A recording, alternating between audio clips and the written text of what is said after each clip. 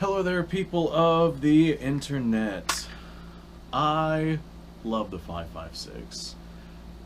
The reason why I talk about the 5.56 so much is simply because I am absolutely fascinated by it. It is a little tiny cartridge with a little tiny bullet.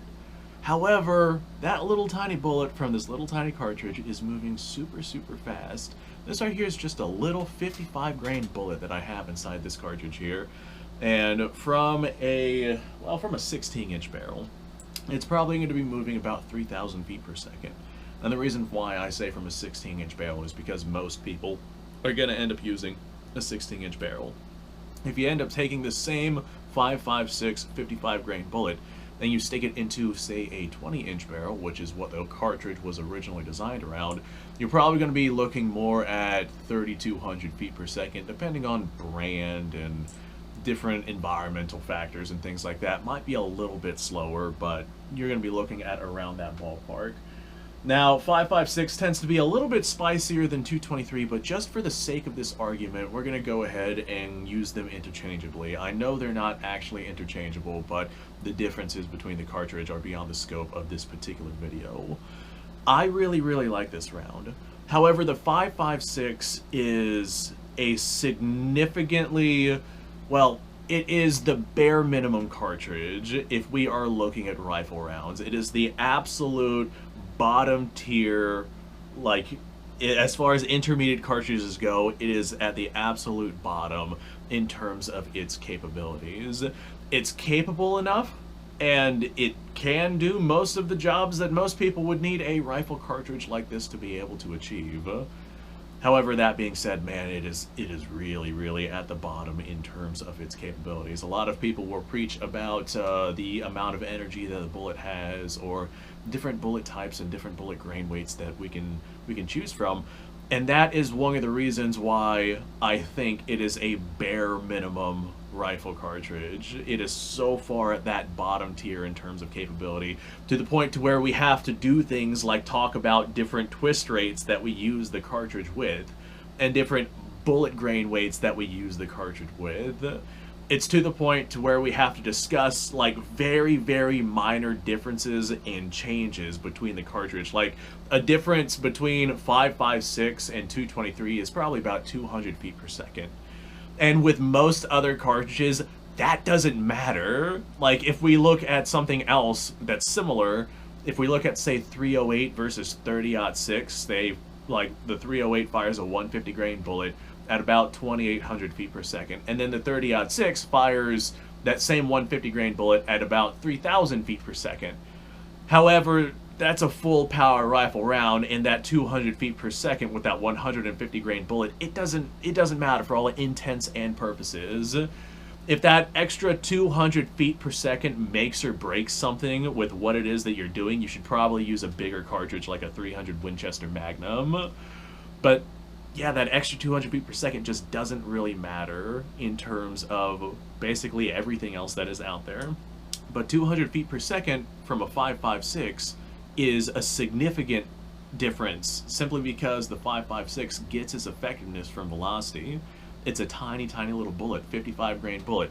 Even if you go to heavier grain weights, like say 77 or even all the way up to say 85 grain bullets, which I've seen out there, they are definitely better, depending on what it is that you're doing, than a 55 grain bullet.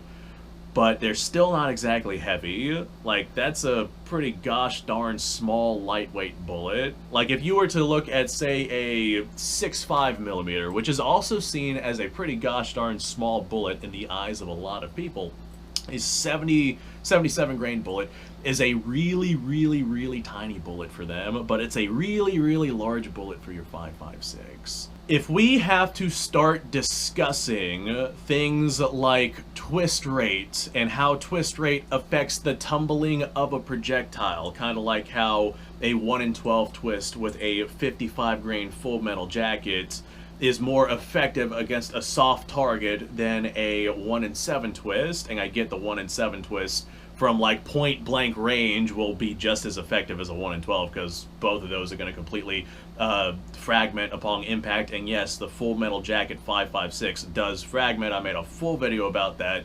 I don't know why people think that it doesn't fragment, but at high enough velocities, at close enough ranges, yeah, it absolutely fragments, and so it doesn't matter what twist rate it is that you're using. But as you start going out at distances, say beyond 200 yards or so, where you start losing that velocity that is necessary to make that Full Metal Jacket bullet fragment, then we start to see some pretty significant discrepancies in terms of twist rate, and that's because a 1 in 12 twist doesn't stabilize your 55 grain bullets as much as a 1 in 7, and I know that sounds bad, but it's actually a good thing, because that less stable bullet, as soon as it smacks into a target, it's going to start to tumble, versus the 1 in 7, where once it smacks into a target, it's still spinning, and it drills through that target, and it doesn't start tumbling until after it's left the target, and that means that you have significantly less damage on that target with that 1 in 7 twist versus a 1 in 12.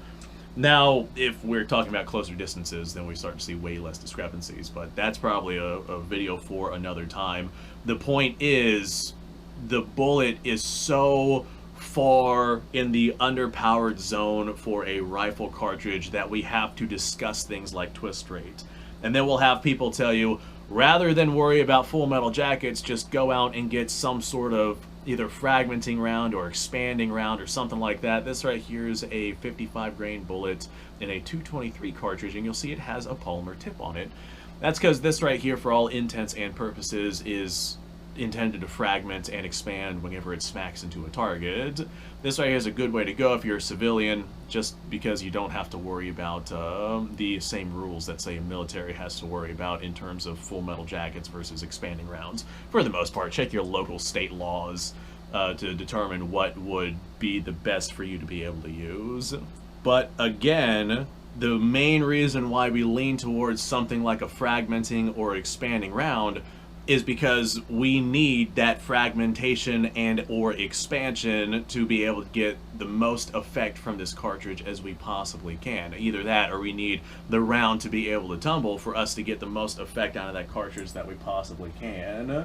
People that run larger, heavier bullets, like say 308, if you smack something or some two-legged critter in the center of the chest with a 308, it doesn't matter if it's a Full Metal Jacket or a soft point, that person's going down. Yeah, a soft point would probably do more damage to that person, but dead is dead. And that's one of those, you know, rifle cartridges where it's not a bare minimum in terms of energy transfer. If someone gets smacked with that, they're going down. Even if they're wearing body armor, the amount of energy transferred onto that target is probably going to put them down. Hell, you hit them in the right spot and they're going to be dealing with internal bleeding, versus something like your 556, where we have so many different factors that we argue about in the comments below. And that is one of the main attributing factors as to why I say this is a bare minimum.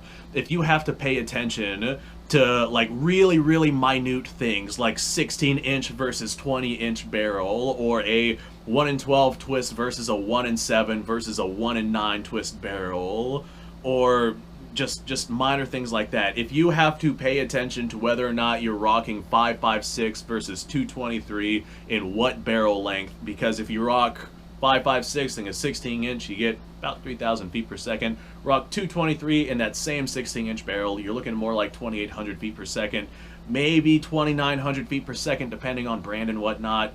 But by that point, with your 16-inch barrel, you're looking at like SBR levels of velocities, and you start to really significantly lose your capabilities out at longer ranges, especially if you're rocking Full Metal Jackets, and especially if you're rocking them in a 1 in 7 twist that just don't spin all that effectively.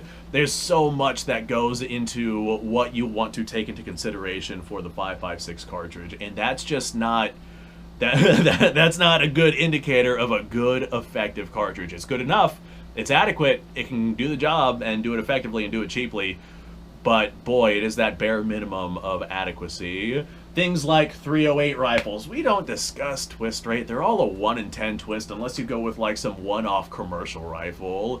We hardly ever discuss bullet weight either. If you smack something with a 150 grain 30-06, or you smack something with a 220 grain 30-06, Unless you're going after the biggest of game that requires significant bullet weight and bullet design to be able to reach penetration capabilities, then that's not going to matter. Most people aren't going after things like that. That's why the 150 grain and 180 grain 30 caliber bullets are so gosh darn popular.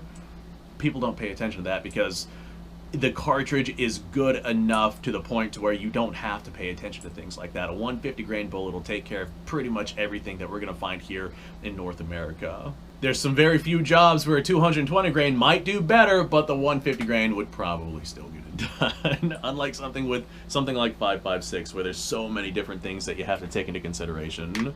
So there's my rant. 5.56 is just the absolute bare minimum. If you have to come up with different configurations for your rifle in hopes of making your round as effective as possible, then it's just not an effective round. It's an adequate round. It's good enough. I'm not saying it's bad. As a matter of fact, I absolutely love the cartridge, and I love going through all of the different things that we can do to make a particular cartridge more effective. But that definitely says something about the cartridge itself. So thanks for watching. Appreciate your time. Like, subscribe, share. Description below has a link to all sorts of stuff. Go check it out. You guys go off. Have yourself a fantastic day. I'll see you on the next episode.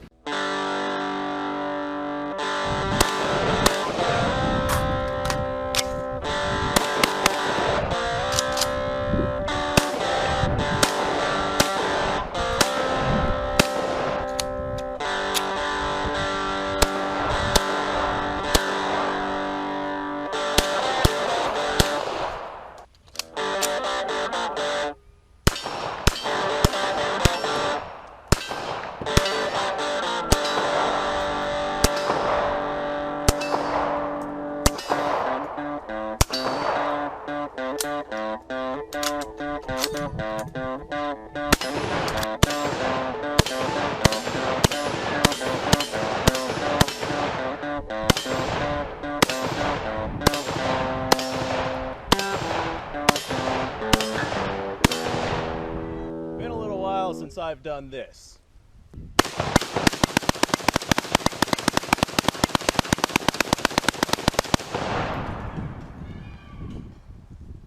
Bonnie and Clyde be damned.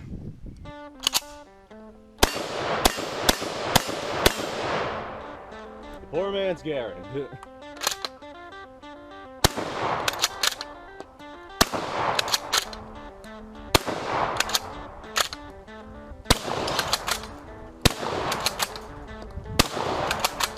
It's a shame that bolt-action shotguns aren't more mainstream.